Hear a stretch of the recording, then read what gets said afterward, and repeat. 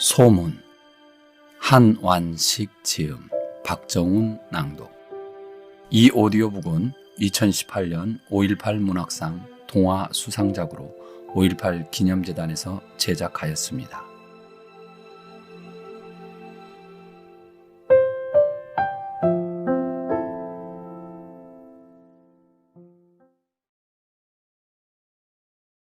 오늘도 안 오시려나?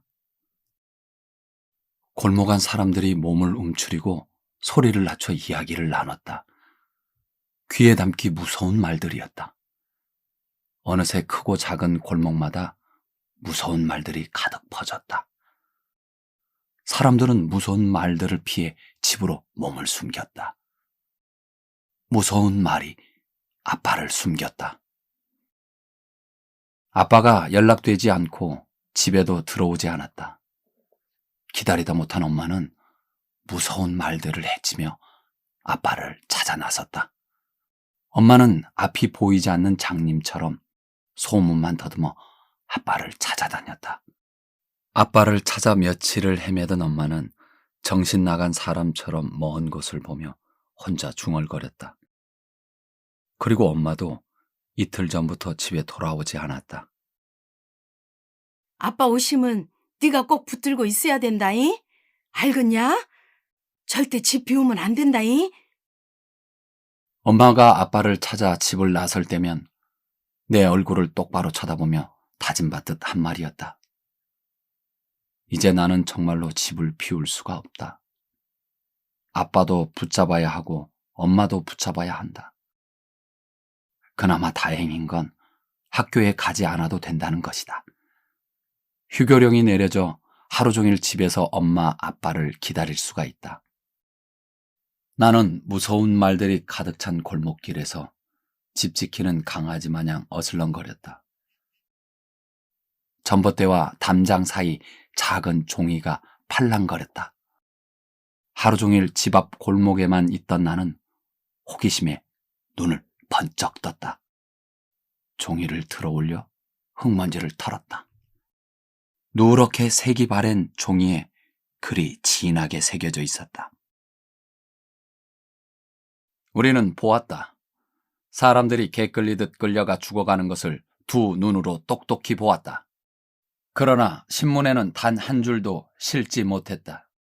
이에 우리는 부끄러워 붓을 놓는다. 1980년 5월 20일 전남 매일신문 기자일동, 전남 매일신문 사장 귀하. 20일이면 벌써 엿새 전이다. 광주 MBC 방송국이 불에 탔다고 했다. 방송국에서 진실을 알리지 않아 불이 났다고 했다. 그러고 보니 그 뒷날부터 아빠가 집에 돌아오지 않았다. 그런데 아빠는 방송국과 상관없는 시내버스 운전기사다. 방송국에 불이 났는데 아빠가 왜 집에 돌아오지 않는지 알 수 없었다. 바람 한 줄기가 힘없이 붙들고 있는 종이를 낚아채 갔다. 종이는 줄 끊어진 연처럼 펄럭이며 골목 안을 날아다녔다. 굳이 쫓아가 잡고 싶지 않았다. 이미 골목에는 더 무서운 말들이 가득 차 있었다. 그날 장관이었지. 제일 앞에 시내버스가 떡하니 서고 버스도 여러 대였지. 훤한 낮인데 쌍라이트를 딱 비추고 경적을 울리는데 저거 앞에 있는 군인들이 하나도 안 무섭더란께. 웜에 자네도 거기 있었는가? 나도 거기 있었는디. 버스도 버스제만 그러고 많은 사람들이 모인 건 태어나서 처음이란께. 허허이, 그 미친놈들이 총질만 안 했으면 세상이 바뀌는 줄 알았는데. 아저씨는 몸소리치며 가래침을 뱉고 발로 쓱쓱 문질렀다. 웜에 아직도 그때만 생각하면 가슴이 벌렁벌렁 한단께. 그런 생지옥은 태어나서 처음이요. 그니까 말이여, 나중에 군인들이 버스 끄집어낼 때 성한 버스가 한 대도 없었디야. 유리창은 모다 깨져불고 버스 앞에는 총알 자국이 벌집 마냥 수두룩하고 다시는 차로도 쓸 수 없을 정도가 됐다고 하더란께. 아따, 말해 뭐해. 생지옥이 따로 없었단께. 들려오는 말에 숨이 딱 멎는 것 같았다. 아닐 거야. 무서운 말을 쫓아내기 위해 머리를 흔들며 골목 안 작은 하늘을 올려다봤다. 벌써 한낮이 되었나 보다. 해가 머리 위로 치솟아 있었다. 하늘이 웅웅 소리를 내는 것 같았다. 큰 길에서 들려오는 사람들 목소리가 골목 안까지 들렸다. 어제까지는 점심 넘어서부터 소리가 들렸는데 오늘은 더 빨리 들려왔다. 골목 안에 보이던 사람들도 어느새 보이지 않았다. 사람들도 큰 길로 나갔을 것이다. 사람들이 큰 길에 나갔다 오면 새로운 말들이 골목을 채웠다. 나는 제비새끼 마냥 사람들이 물어오는 말들을 받아먹었다. 나도 큰 길에 나가보고 싶었다. 비어있을 집이 걱정되긴 했지만 그래도 잠깐 가서 보는 건 괜찮을 것 같았다. 집 앞 작은 골목을 벗어났다. 항상 다니던 길인데 며칠 만에 낯설어 보였다. 작은 골목을 벗어나면 극장이 나왔다. 영화를 보려는 사람들로 북적이던 극장 앞이었는데 사람 그림자조차 찾아볼 수 없었다. 극장 문도 굳게 닫혀 있었다. 건물 위에 커다랗게 걸려있는 영화 포스터에 이주일 아저씨가 익살스럽게 웃고 있었다. 포스터를 볼 때마다 옆집 사는 영남이랑 킥킥대며 지나다녔는데 이제는 웃음이 나오지 않았다. 극장 앞은 차가 다니는 길이다. 차가 한 대도 보이지 않았다. 골목만큼이나 텅 빈 길이 돼버렸다. 병원 구급차 한 대가 다급하게 내달렸다. 그 뒤를 군용 지프차가 구급차를 놓칠세라 바짝 따라갔다. 지프차에는 총을 든 사람들이 타고 있었고 커다란 태극기가 펄럭였다. 시민군은 정식 군인들이 아니라고 했다. 시민군에는 대학생 형들, 택시기사 아저씨들, 길 건너편 시장 삼촌들, 철공소 아저씨도 함께 참여했다고 들었다. 군인들이 먼저 아무한테나 총을 쏘자 살기 위해 총을 든 시민들을 시민군이라 불렀다.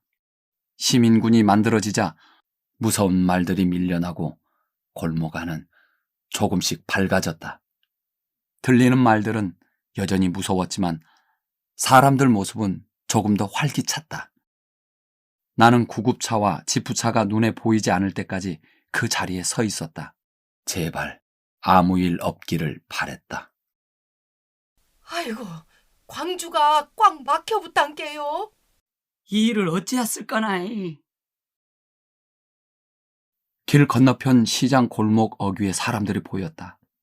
사람들 말에 나도 모르게 귀를 쫑긋 기울였다. 엄마 아빠를 기다리다 생긴 습관이었다. 점포문을 닫은 시장은 골목 안보다 조용했다. 점포 주인으로 보이는 사람들 몇이 시장 안을 서성거릴 뿐이었다. 아줌은 어디서 오시오? 예, 각하동에서 오는디 군인들 본게 잘못한 것도 없는디 괜히 가슴이 콩닥거려서 혼나불었구만. 군인들은 뭐하고 있었디요?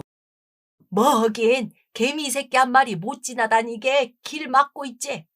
그러고 그 짝도 같은 사람들인디 한 꾼에 주먹밥도 나눠 먹고 그러지. 그랑께요. 이게 뭔 난리인지 모르겠어. 사방팔방 꽉 막힌 광주라고 했다. 도대체 아빠는 꽉 막힌 광주 안 어디에 계실까? 엄마는 어디에서 아빠를 찾고 계실까? 발에 걸리는 작은 돌멩이를 화풀이하듯 걷어찼다. 돌멩이는 떼굴떼굴 굴러 사거리 신호등 앞에 가서 멈췄다.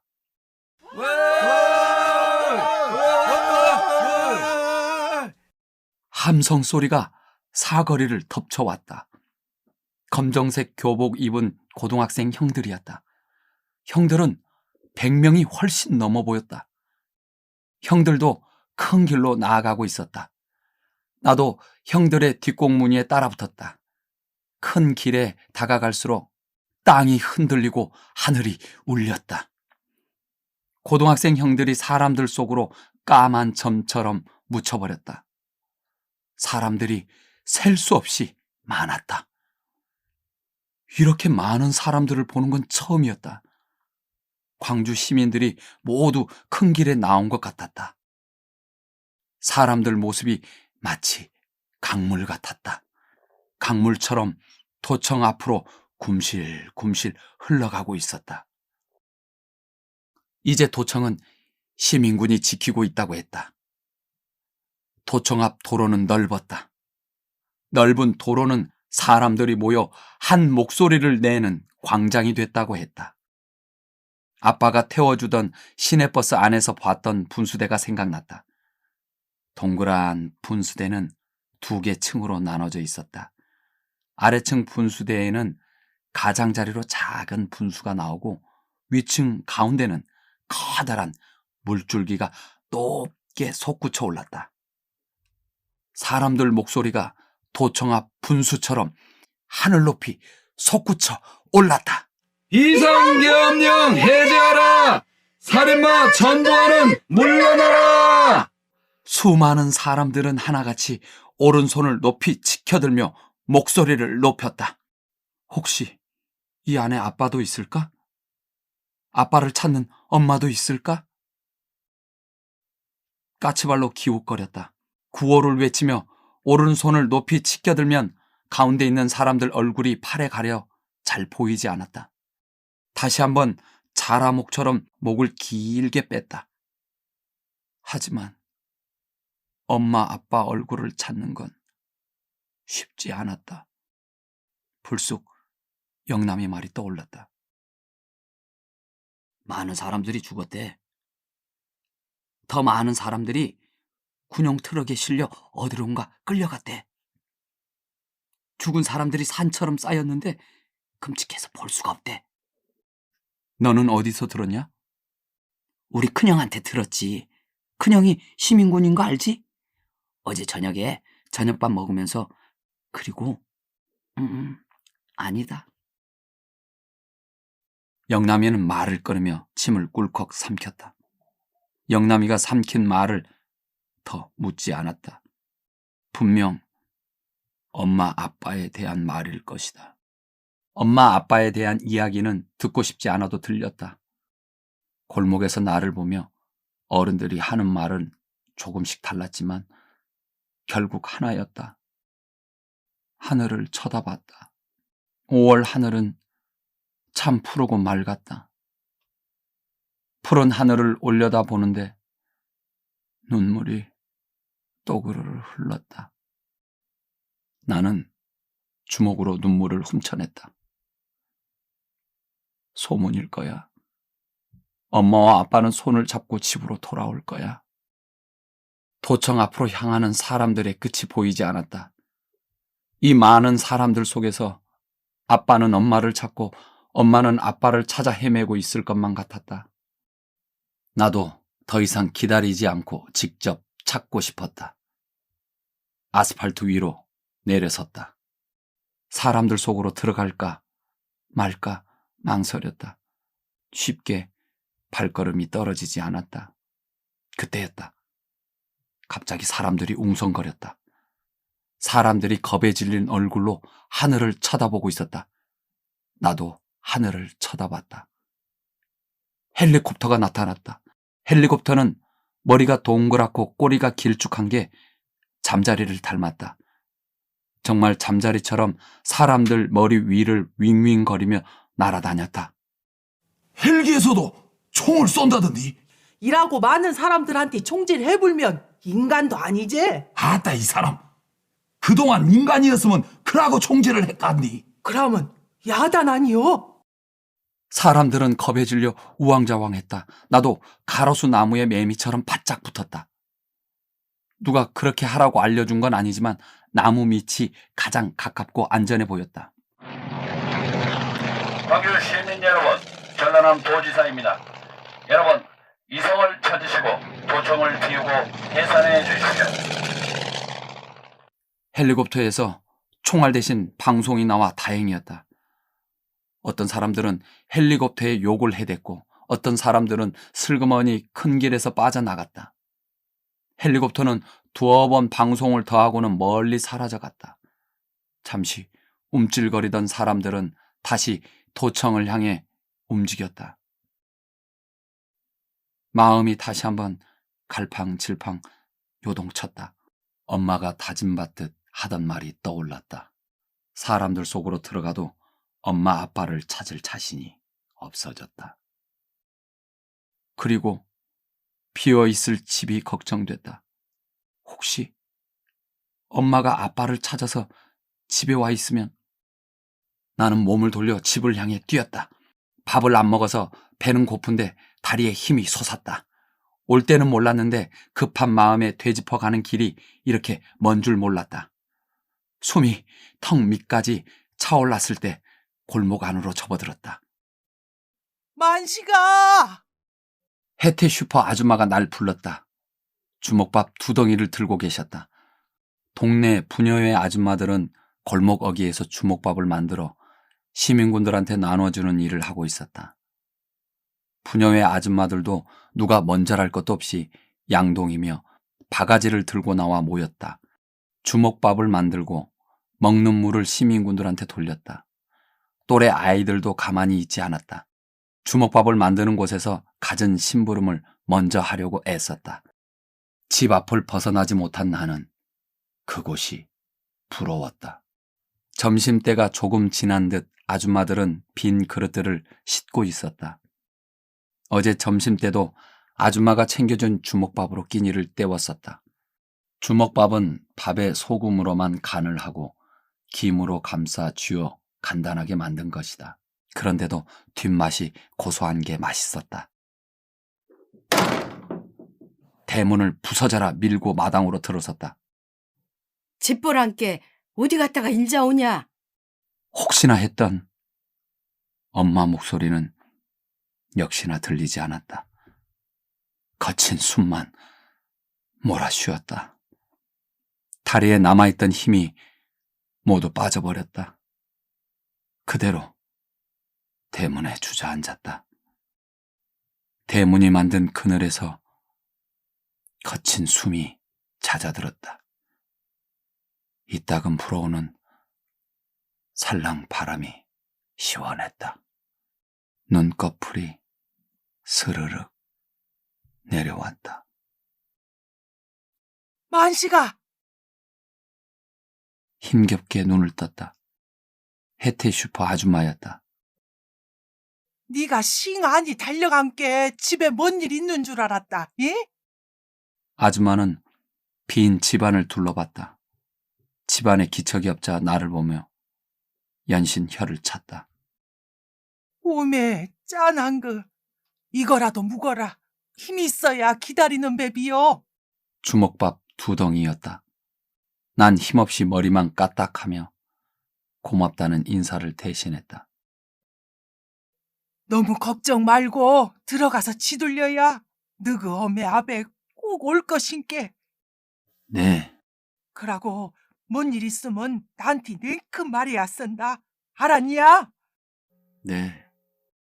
아줌마가 내 등을 토닥거려 주었다. 바보같이 눈물이 나오려고 했다. 어금니를 꽉 물고 버텼다. 아줌마는 손을 털며 돌아섰다.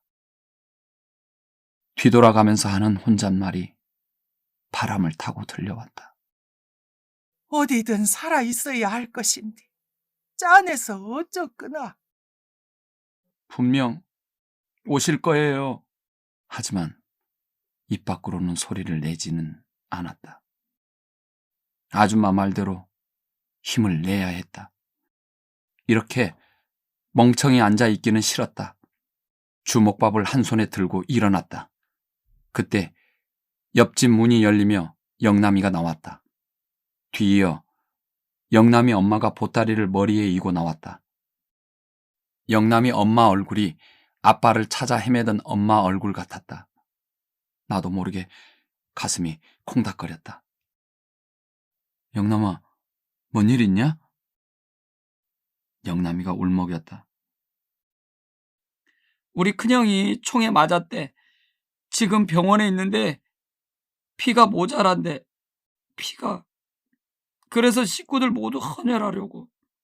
영남아 뭐더냐? 한시가 급한디. 영남이 엄마가 숨 넘어가듯 영남이를 불렀다. 네, 가요. 갔다 올게.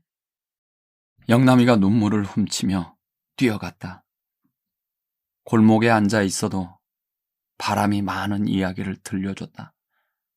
개인 택시 아저씨가 죽었단다. 대학생이던 수창이 누나가 돌아오지 않았단다. 용석이 형이 죽었단다. 용석이 형은 아직 고등학생이었다. 집에 들어가 마루에 털썩 주저앉았다. 왜 계속 이런 일이 일어나는지, 왜 군인들은 시민들한테 총을 쏘아대는지 나는 이해할 수 없었다. 며칠 전까지만 해도 이런 일이 일어날 거라고는 상상도 못했다. 손에 힘이 빠져 마루 위에 축 처졌다. 주먹밥이 먼지 쌓인 마루 위로 작은 길을 냈다. 아무것도 먹지를 않았지만 먹고 싶은 생각도 없었다. 우두커니 대문만 바라봤다. 시멘트로 세워진 기둥에 파란색 철문이 붙어 있었다. 봄이 오는 길목에서 아빠는 새 봄을 맞는다며 하루 동안 페인트 칠을 다시 했었다. 녹이 슬어 곰보빵이던 대문이 새 것처럼 환했다.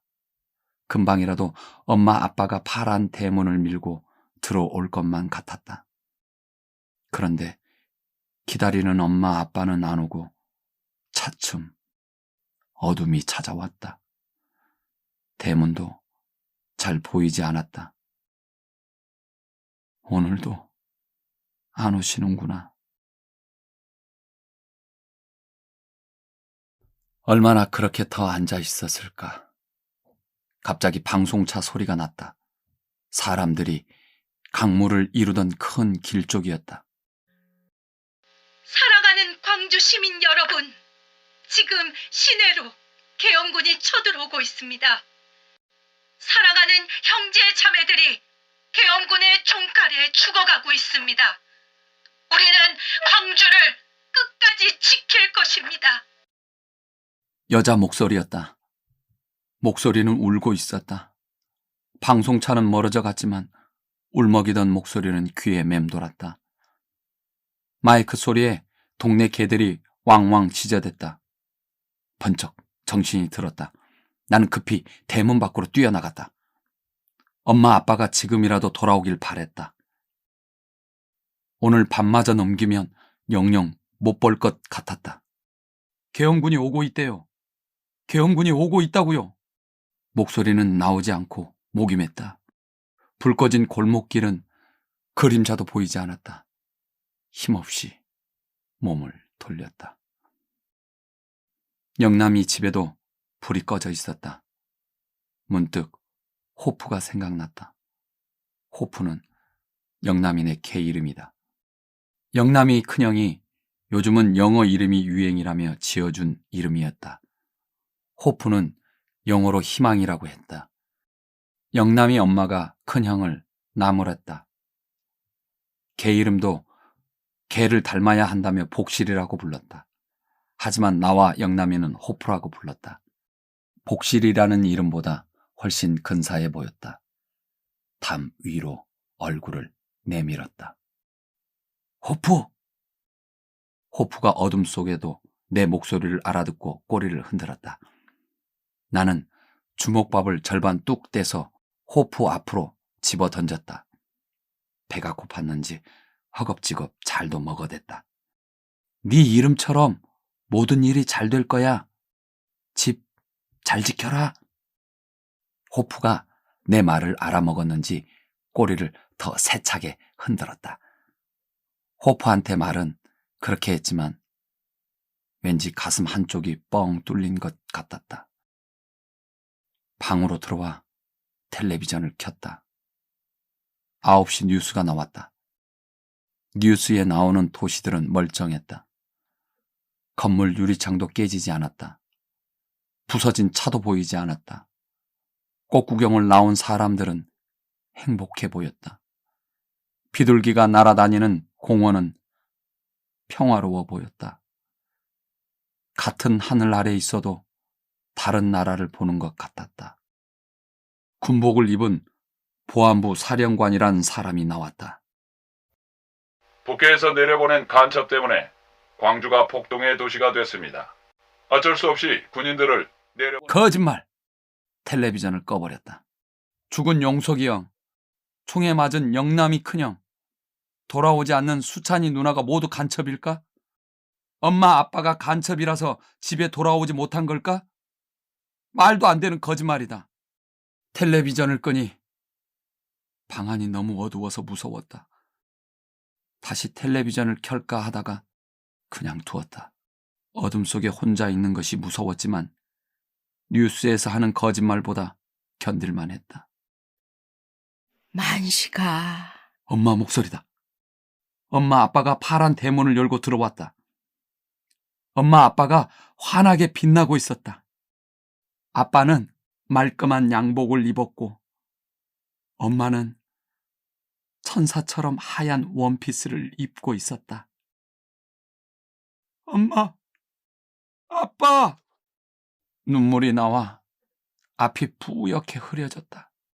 엄마가 내민 손을 붙잡으려 할 때 갑자기 총을 든 군인들이 나타나 앞을 가로막았다. 군인들은 억센 힘으로 엄마와 나를 떼어 놓았다. 더 이상 엄마 아빠와 떨어질 수 없었다. 울며 불며 안 떨어지려고 몸부림쳤다. 안 돼! 소스라치게 놀라서 눈을 떴다. 잠시 멍하니 앉아 있었다. 꿈이었다. 꿈이라도 좋았다.